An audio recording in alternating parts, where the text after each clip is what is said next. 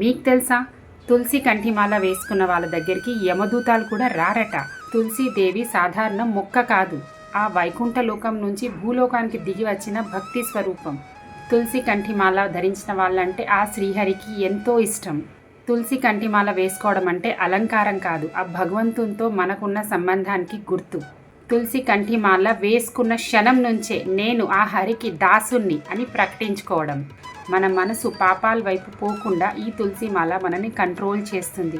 ఎందుకంటే మనం ఆలోచిస్తాము, ఇది రైట్, ఇది రాంగ్, ఇది మనం చెయ్యొచ్చు, ఇది మనం చెయ్యరాదు, ఎందుకంటే మనం తులసి మాల ధరించి ఉన్నాము అని.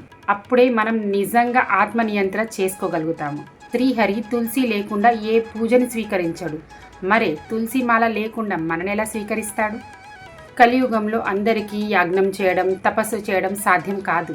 కానీ కంఠంలో తులసి వేసుకోవడం, ఇంకా హరినామ జపం చేయడం అందరికీ సాధ్యమే కదా. ఎవరైతే తన జీవితాన్ని భగవద్భక్తితో, ప్రేమతో, శరణాగతితో నింపుకోవాలనుకుంటున్నారో వాళ్ళు ఖచ్చితంగా ఈ తులసి మాల వేసుకోవచ్చు.